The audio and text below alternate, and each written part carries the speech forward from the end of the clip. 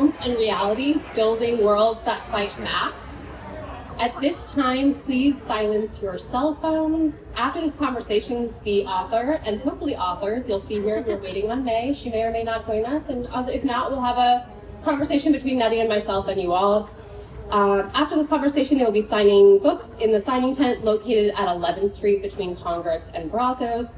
Books are for sale throughout the festival weekend, courtesy of Book People, so you can help support our authors, the Texas Book Fest, and the largest independent bookstore in Texas by purchasing books by our incredible festival authors in the Book People sales tent. A portion of all book sales help support Texas Book Festival's mission, which includes expanding literacy initiatives and access to literature across the state.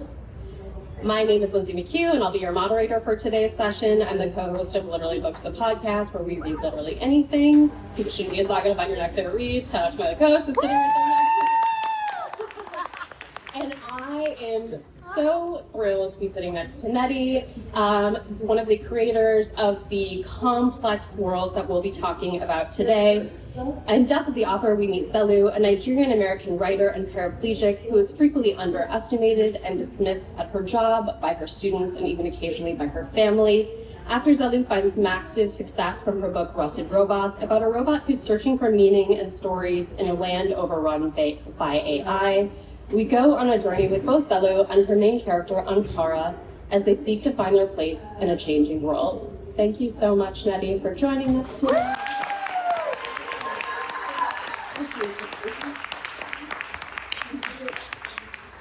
So let's get started. The first question is hopefully the easiest question. What would you say is the book or art or movie or piece of anything that made you a reader or made you want to become an artist? Okay.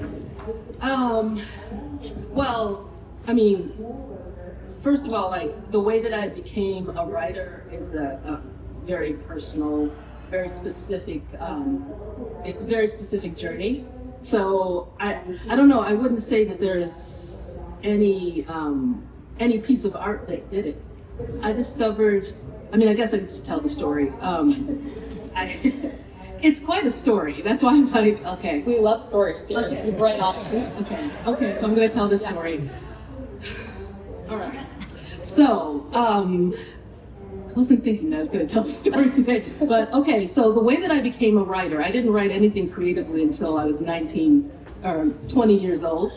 And before that, I was an athlete. I played semi-pro tennis when I was from the age of 9 to 19, and then also I was a track star. I did like the 800, the long jump, the high jump, the 400. You know, I was very, very athletic. Okay, so I'm going to try to make this very short. Okay, and I actually wrote about this whole thing in my brief memoir called Broken Places in Outer Spaces, which is the story of how I became a writer. So I was an athlete, and when I was 13, I was diagnosed with scoliosis, which is curvature of the spine. Lots of people have scoliosis, it's very common, but mine was very aggressive. And so as I was doing all these athletics, like I could hit 114 mile per hour serve, I had a killer forehand, that's all one side of the body, and that probably made my scoliosis much worse, and also genetics. So as I was as I was doing all of these athletics, my scoliosis was getting worse and worse and worse. Fast forward to, I went to the University of Illinois in Champaign-Urbana, and I was on the tennis team there. And in my freshman year, they did an x-ray, saw that my curvature had gotten way worse. Nothing that we were doing was stopping it, despite the fact that I was performing at a very high athletic level. And they said that I had to have surgery, a spinal fusion, to stabilize the spine and straighten it out. So, fine. And they said that, oh yeah, there's a 1%, because you're dealing with the spine, there's a 1% chance of paralysis. That's normal.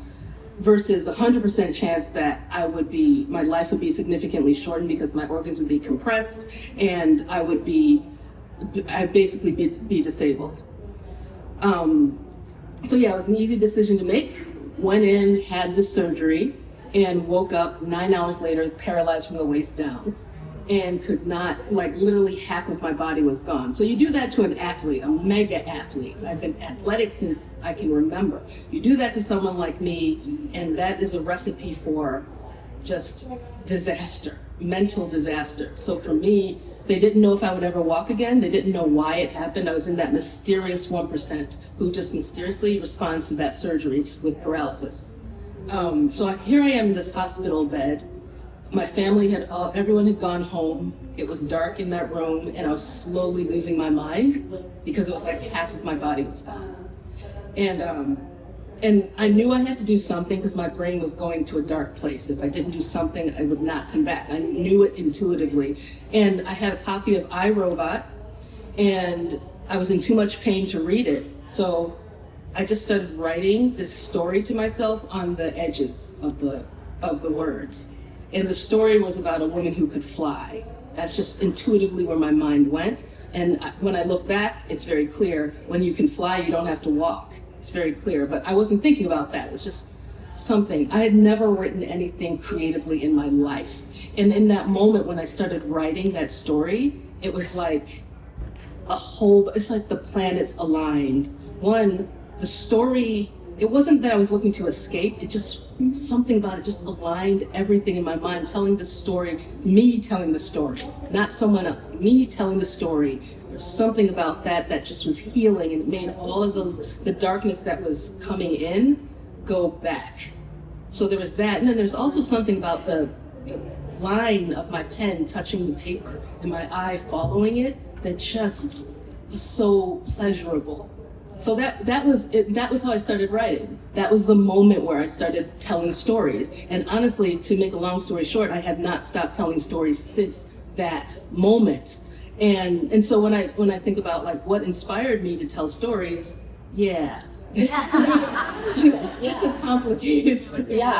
Yeah. It's so interesting too, because you see, the reason that we ask this question always is you see that through line of where art begins for someone continue to recur throughout their career. And it's funny because my next question was going to be about brokenness. And Zelu at one point in Death of the Author refers to herself as a broken princess. And I thought that was so interesting because sci-fi and fantasy are very power forward genres. They are mass technology. They are people who have, magical abilities. But your book is about someone who is quite strong, but thinks of herself and is thought by other people to be broken. And I was curious, is this experience of yours the germination of that? Why is it important for you to start with someone who is coming from a more vulnerable place? Yeah. So Death of the Author is, I don't know what number of my book is. I've read so I counted, there's a lot more before it. I don't even count them anymore.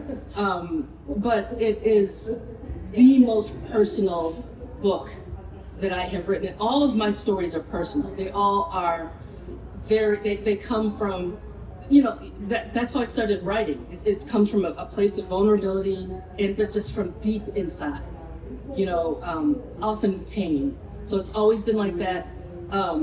This one, however, is different from my others because my others, they're science, what is called science fiction and fantasy, and which feels like writing science fiction and writing fantasy is like I wouldn't say it's like a mask, but it's like you can distort things enough where you're putting in that realism, like those personal things, but it's distorted. So it's like the way that I like to put it is that you're directing from off stage.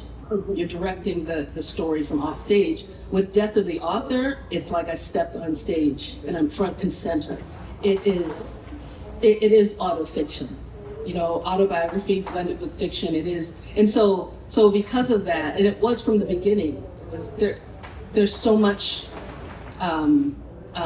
personal, like this is the story. This is my story in this fiction, and it's so therefore you're gonna get someone like Zelu. Zelu is based on me. But for those of you who've read it, there are things she does that I would never do, and I love saying that. I have to say that I would never do. And some of those things that I'm hinting at are right in the first chapter. Okay, if you're thinking of the first chapter, I don't do that, and I don't do that. Okay. But that said, she's, this idea of brokenness, that's something, it's like, the concept to me is not an insult. It is not putting myself down. I have since going through the whole paralysis thing, and when I went through it, I was completely paralyzed for months, and then I had to relearn how to walk, and that's where the robots come in. We can talk about that for me, but I know the journey that I've been on, and I understand it. And I know that my spine is curved. I'm okay with that. I was okay, even before all of this happened, I was fine with it. I was performing at a super high athletic level with a curved spine. It almost looked like I had a backpack that I was wearing. And I wasn't self-conscious about it, but I knew I wasn't normal. Like when you see those skeletons where they're like, every human being looks like this, and then they show skeletons. And I'm like, my skeleton does not look like that. I am not even included in that. And so I'm fine with it. I'm fine with it. And I'm fine with this idea of being broken. It doesn't bother me. It's not like it's a place of vulnerability, but it's also a place of strength. And so like all of those things went into who Zelu is. And that comes through so clearly. Like her broken, I agree. It's a tough word to use in this situation because she is so powerful. She is the crux of this book, and that comes through so clearly. You mentioned Zelu makes decisions that you would never make. Yes. It's something I noted in the book. People are frequently telling her, "This is insane. Don't do this." And I just thought that was so interesting because obviously as our main character, I thought she was perfect and made great decisions. But why do you think it's important to include a main character who's making decisions that maybe your readers or as an author, you're like, why don't do this? Yeah, I mean, that's part of the process for me though. I'm a pantser. Pantser means, you're the type of writer who flies by the seat of their pants. So I don't outline when I'm writing. I don't know, when I sit down, I don't know what I'm going to write. I have no idea. And I don't know, it's been so many years, like I'm fine with that. So when I sit down to write, I don't know what's coming. And then when I'm writing, I don't know what the characters are going to do. Like with Zelu, there are things that she did where I'm like, as I'm writing it, I'm like, oh, don't do that. Don't do that. And like my hand is just writing, I'm like, oh, she did that. Oh my God. So it's like my characters are very real to me. Zelu is very, very real to me. My characters talk to me. I don't have control of my characters. I will say that. And Zelu was not the first to do something where I was like, don't do that. Onyisomu in Who Fears Death, she did something.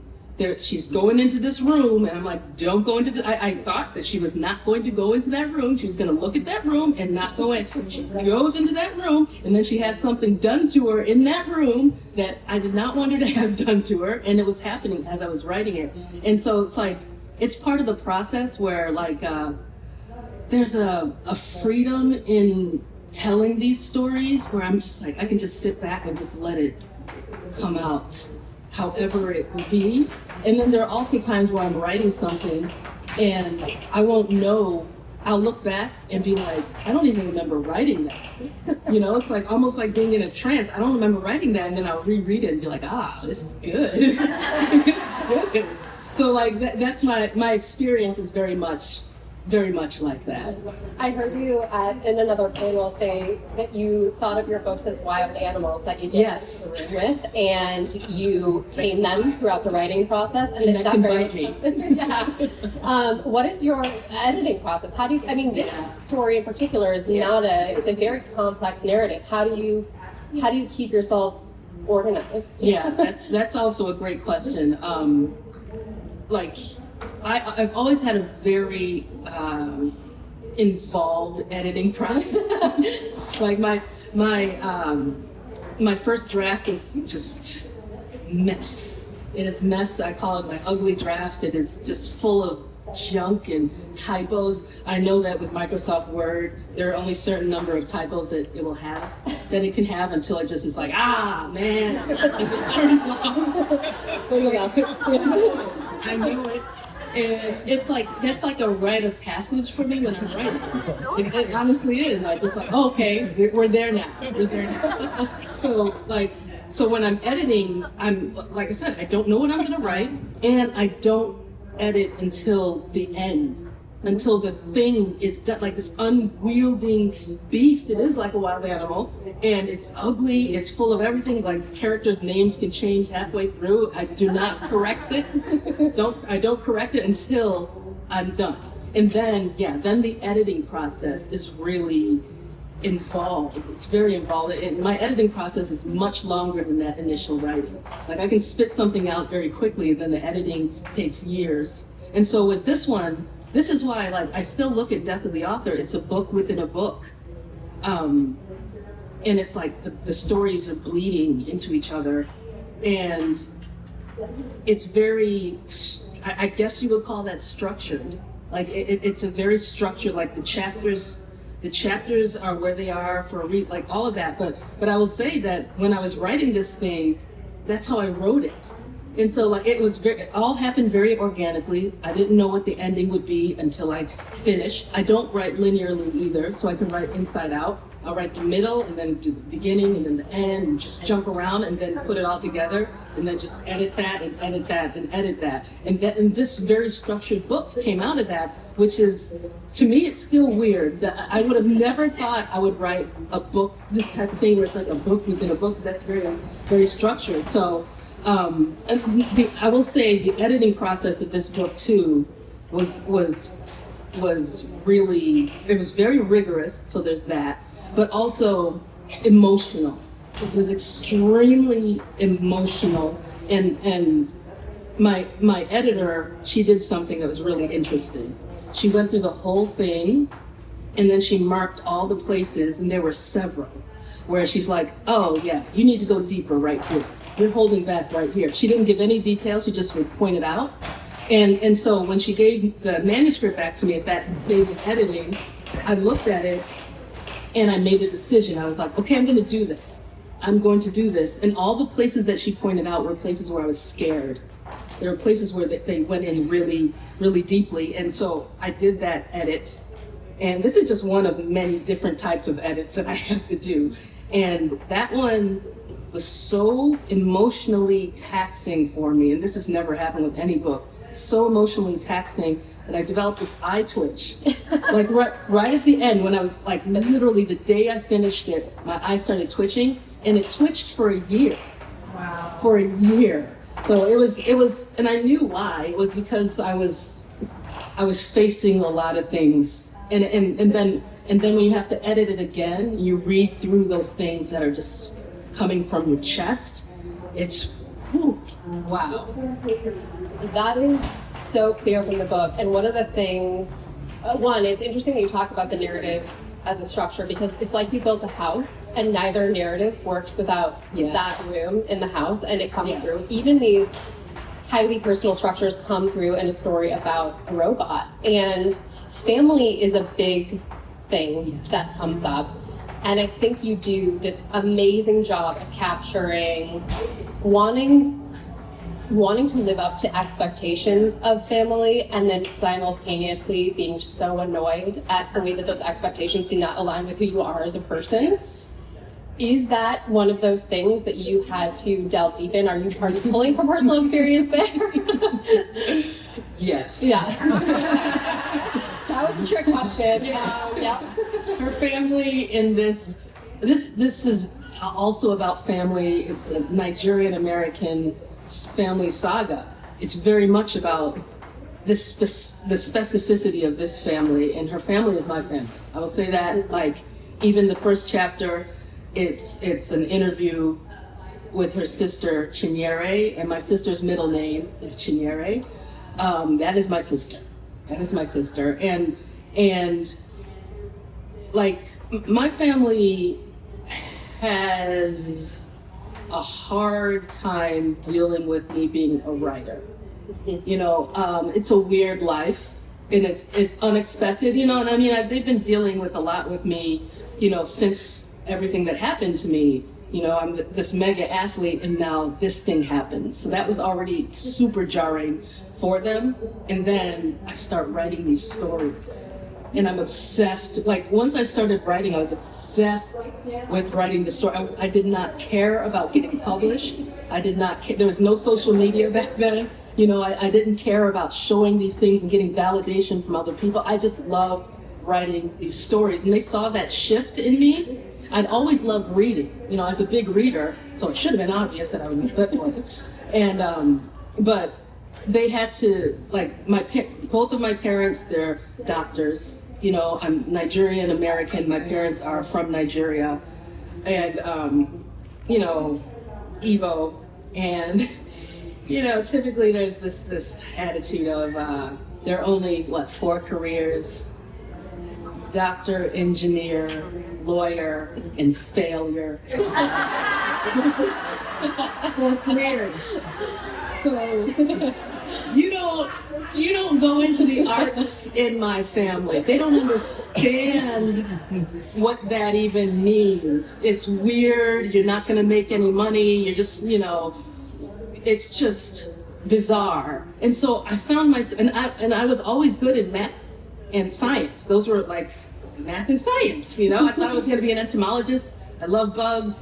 That's what they expected of me. And then I started telling these weird stories, and they just couldn't figure it out. And then I started getting published, and then it started calling me around the world. And my family was like, they didn't handle it well. And my family is also very insular. It's basically in this book. Yes, it's true. I'm nodding my head because I'm like, oh, I met this family, yes. Yes, and then also I am part of the culture. I am not separate from it. So I'm not going to just be like, oh, I don't agree with the way you guys think, so I'm just going to never talk to you again. That is not, no. I will, you know, there, in my family, you're allowed to meddle in someone's life. You're allowed to tell somebody what you're supposed to do. You're not supposed to do that. You're not going there. You know, that is, no, and it's, for me, listening and being a part of that, it's not a weakness. It is part of being in the family. And so there's like, when there's that push and pull between what you want to do and then them not understanding, but also you might have a somewhat destructive streak that they're aware of. So it's complicated. And so, yeah, I poured all of that into Zaylu's family. And one thing that I always hope with this is that people don't read it and just hate her family, you know, because it's like everything they do and say is coming from love. It's coming from love. It's coming from knowing Zaylu. There are decisions that she makes that are wrong. They're wrong. And I don't want to give anything away, but yeah. Yeah, so yes, that is my family. The love comes through so clearly, I have to say. And I think you even say at one point in the book, you have to come through the specificity of their experience as a family and not just your or the reader's experience or an outsider's experience. You mentioned being of the culture. One of the things that I clocked, because it's an important centrifying element in my life, is food. Yes. Food comes up a lot, and not just when they eat, but what they eat. Mm-hmm. Talk about why you included that, why it was important to call that out. So Death of the Author is also very much about what it is to be Nigerian American, right? And one of the things about being Nigerian American is that, you know, you're born here. For me, I was born here, born in the United States. My parents have been taking my siblings and me back to Nigeria from a young age. So we have this weird push and pull connection to the country and the culture. And so, and then you can't quite speak the language. And then they're like, you're an American Nigerian. You got to just have that whole conversation. And there's all this cultural conflict. But one of the biggest connections as a Nigerian American that I have to, like, the culture, to my parents, to what it is to be what I am, is food. You know, and we always talked about it. We love the food. We love the food so much, we can't cook the food. We have no idea how it's made, but we love it. And then also, like, there's so much culture in food, like like Nigerian food that is made in the United States, there are ingredients that you can't find here, so then they substitute it, then it becomes this Nigerian American thing, and then it tastes different when you go to Nigeria, and your body reacts to it differently, but you eat it anyway. So like there's that like it's a major, there's so much story in food, and it's also a deep cultural connection. And like as a Nigerian American, my sisters and I and my brother, we always are talking about the food. Whenever there's a party, the first thing we're looking at is the food. What food do they have? And how much can we steal? How much can we bring back to us? And it's just, it's a major connection. It's like, it's actually, to me, it's not just a connection, it's part of the culture. Speaking of culture and lore, which I think is an extremely important part of this book, our stories and lore. We have Ankara, who is searching for the remnants of humanity. We have Zebu, who is a writer. We have the stories from her family. Talk to me about, this is ironic considering that the name of this book is Death of the Author.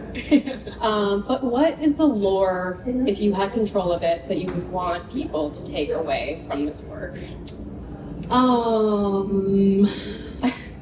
Small question. I know. Easy. It's really huge. I think one of them would be, because there are a lot of themes, like even the title, like Death of the Author. It's calling back to, there's an essay by a French scholar named Roland Barthes. It's called The Death of the Author, and I think that's probably one of the, I would say that I'm going to choose that one because, so it's called The Death of the Author, and this essay is all about this idea that the author must die for the reader to live. So it's kind of like separating the author from the work that they create, right? So I have a PhD, I have 2 masters and a PhD, and so that's a lot of schooling, right? And my PhD is in literature. One of my masters is in literature, and my first master's is in journalism. So throughout all of that, I had that essay thrown at me, that Death of the Author essay thrown at me for all those years, and I kind of hated that essay.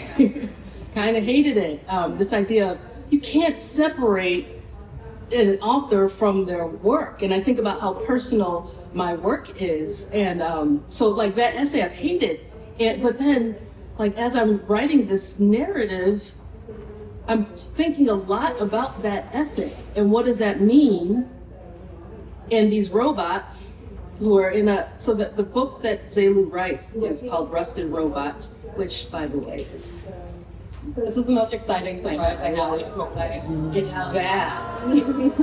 It's that. I love this. This 2 covers is so perfect. So perfect. That's what people touches open, everyone.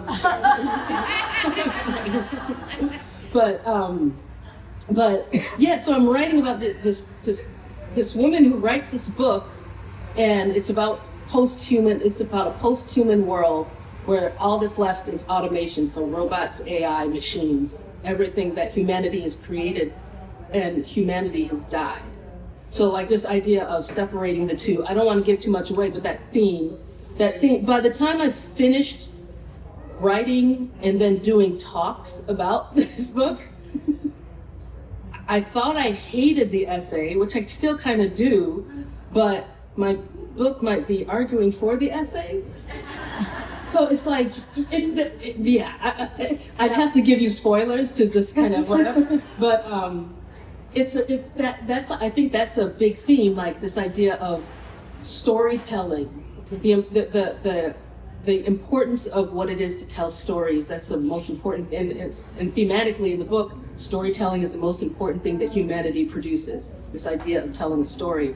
And who does that story belong to? How does that story live? Who is it through? Who tells it, or those who consume it? What is the push and pull between that, the back and forth, the give and take? I think that's the most solid theme that I'd want. And it's not even an answer. It's like that's what I'd want people to come away from this book thinking about.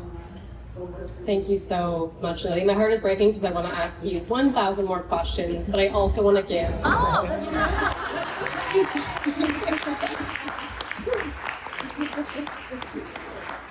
I'm so sorry. I wish I had a good excuse. I don't. I just had in my mind 1 o'clock for defying all logic, all reason, and I'm really sorry. And thank you so much, guys, for coming. And you have Kismet timing because we're going to open it up for our audience Q&A to talk all about your wonderful series. Go ahead and raise your hand. I think we'll be coming around with the mic, maybe right here in the front row. First of all, I cannot wait to read your book, Death of the Author. That's going to be super interesting for me to read. I actually have 2 questions, if that's okay. Sure. Yeah. Okay. First one is for you, for Death of the Author. Do you feel like it was soul healing for you to write this book? Yeah, I do, even with the eye twitch. I mean, sometimes you got to go through it to get outside of it. So I think it was cathartic to write it, and I'm really glad that it exists. I don't want to down anybody, but my mom passed in January, and my mom is a character in this book. So I mean, yeah, I'm glad I wrote it. I can't wait to read it. Thank you. My next question is for the 5 Broken Blade series. I listened to it via audiobook, and I wanted to know, do you get to choose who narrates your books? Because Royo is amazing. I know that's everybody's favorite character because it's mine. But how do you choose who narrates your book, and do you put thought process into that? Because I think it really brings to life the character by the voices and the narration. So for recorded books, I know it's a little bit different for each author. For us, they give us samples, usually about 3 per character. And it's funny because you're trying to match this voice to the voice in your head, right? Of what you think this person sounds like. So Royo's, I listened to the first one that they sent me out of the 3, and it was just perfect. Sora, I had made the mistake of describing her voice in text. I won't do that again.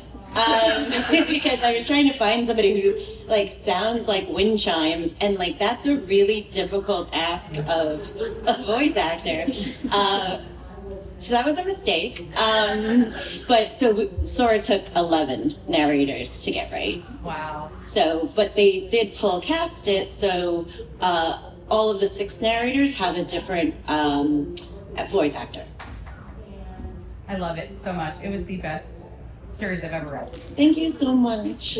Oh, by the way, hi everybody, I'm Mai Corland. I'm the author of the Broken Blades trilogy. We call it Kill Bill meets Ocean's 11. It is a group of 5 of the most dangerous liars in the kingdom who come together to try to kill the God King. Hi, I had a question.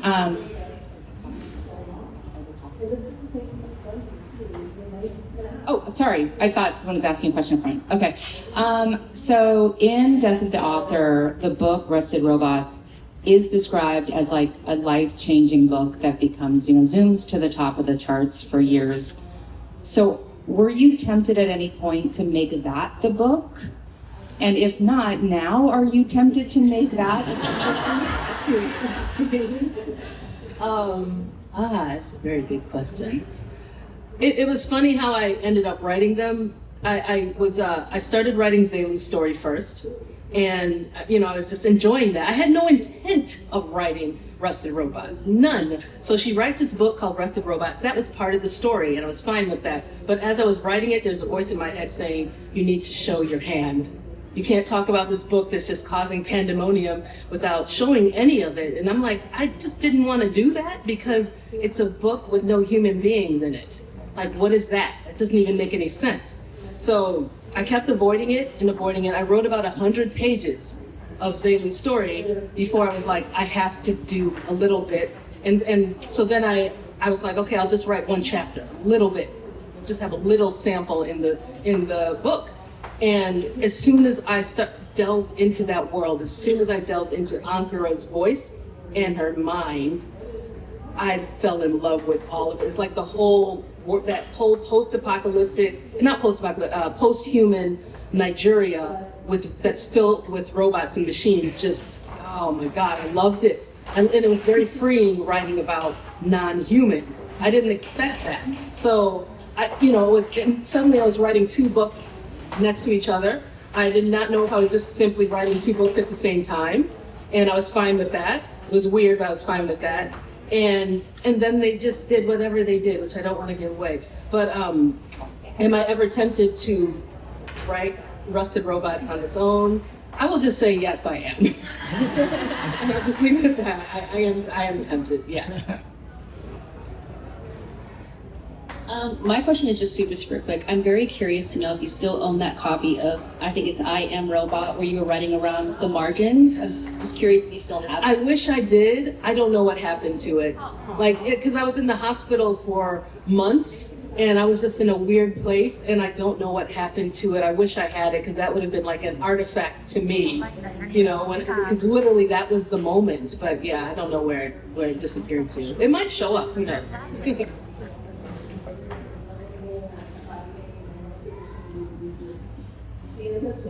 Hi.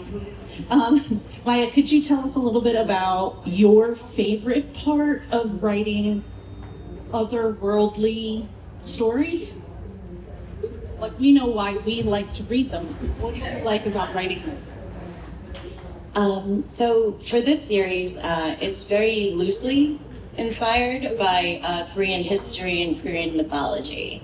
I've had people come up to me and say, "Oh, I learned so much about Korean mythology from your books," and I'm like, "Oh my gosh, I don't know that you did." Like, it is, when I say it's loosely inspired, I mean that's loosely inspired. But anyway,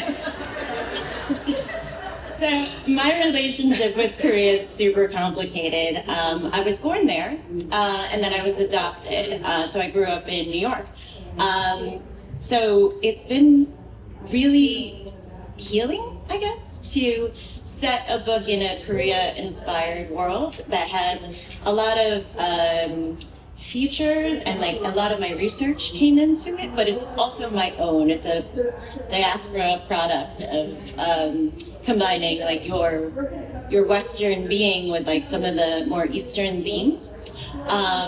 So I really loved crafting the world. I'm a history nerd. I was an art history major. So you wound up with, I was in it for the money. But you end up using it like in all these like amazing ways. So instead of having like Korean origin theory has a woman being torn apart to create Korea, this is relics torn apart to create the Dragon Lord. So I really loved bringing my art history nerdy side in, but then also bringing in things that really happened, like the Festival of Blood, which was Japan marching through Korea to try to get to China, and the order being given to kill anything with a heartbeat. So that made its way into the book as the Festival of Blood. I didn't rename it, as the Festival of Blood in Gaia. So I hope that answered your question.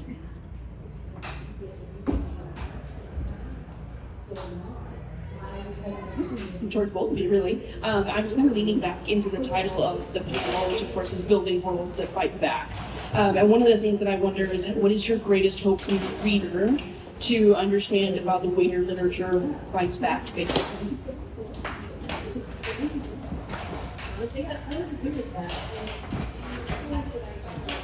The question was, I'm sorry, what do you hope for your reader will take away for worlds that will fight back? Is that right? The leader of the world and how it fights back, basically. How the world fights back. So resistance is super important. I love resistance in fantasy. I love that you can take a world where you have almost an immortal king, where you have real power imbalances, and then show, like I hope through the series, it's like a few people who really love each other can change everything. I think that there's, in the end, I know some parts of it are sad, but in the end, it's really hopeful. And I love that, like, in a world that's colonized, in a world that has like people who think themselves as gods, that normal, regular people can find a way to upend everything. Yeah. I mean, I write a lot about angry women. Like, I write a lot about angry women. I write a lot about angry women and girls who leave. And that was not intentional. I just was like looking back on my books and I'm like, man, I do that a lot. You know, they're always leaving in some way. But I think that my focus in the fighting back part is always going to be part of what I do. But I think that the focus that I like to consciously have is not so much fighting back, but showing the world, parts of the world that are not seen. You know, so like broadening the world as opposed to fighting back against the world. I think is more something that I consciously focus on. This idea of showing those stories and those points of view that I don't feel get enough, that I don't see, that I want to read. You know, so I guess you could kind of show that as fighting back against, you know, what's there, but I like to see it more as a broadening and a growing. Yeah. Any other questions? Hi, thank you for being here. I would love to know more about the tangibility of your writing processes. What does the editing process look like? I know, Nnedi, you spoke to that, and yesterday you were talking about being in a room with your computer. But how tangible are you using pen on paper, printing out drafts? Yes, that's my question. Thank you. Okay. Yeah, I'm very chaotic, if you haven't noticed. I write very chaotically, whatever the story requires. I like tacticalness. I like when something is where writing by hand, if I'm having trouble getting something out of my head, writing by hand is always the path. I've written on napkins, I've written on pieces of paper, I've written on the wall, I have done all of that. I wrote half a novel on a manual 1929 keyboard typewriter. And that was because I wanted something that did not connect. I have very long, like, monster hands, and I wanted something that I could, that wasn't connected to technology, where I could just pull it out. That wasn't writing, it's typed. And I needed that for that particular story. So whatever the story requires is how I will write it. The story's requirements are what lead to my choices. What I typically write on, I use a mechanical keyboard with a desktop computer with a giant screen. The bigger the screen, the better. I want to be able to, like, step into there and move words around if I could. Yeah, so I guess I am very, very tactical when it comes to writing. It's funny, I'm a kinesthetic learner too, so pen and paper always if I'm trying to learn something. So my process. So it's a lot of caffeine, and like just choosing which emotional trauma is gonna like appear on this. So I'm more rigidly, which is hilarious since I was so late tonight, but I'm more rigidly structured. I try to figure out how long I'm going to have to write. I divide that by the amount of days that I'm going to be able to write, and then that's my word count goal each day. So it usually, hopefully, it winds up being around 2,000. Sometimes it winds up being around 3,000. Kind of depends. And then for revision, it's similar with trying to get to page goals. So I have those moments where I fly by because I have nothing to really, and then I get to that point where I actually have to revise the scene and I'm like, oh no, you're killing my productivity right now. So and I'm in that right now. The next series we have coming up is Verity Killed. It's a romantasy murder mystery. It'll be out in May. So for that, we're in probably the second to last of the edits. And so that is a lot of screaming, I can't do this. Telling my partner he needs to go shake it for coins. That's been my latest. Yeah, that's my process in a nutshell. Well, Nnedi and May, thank you so much for taking the time to chat with us today. Give them a huge round.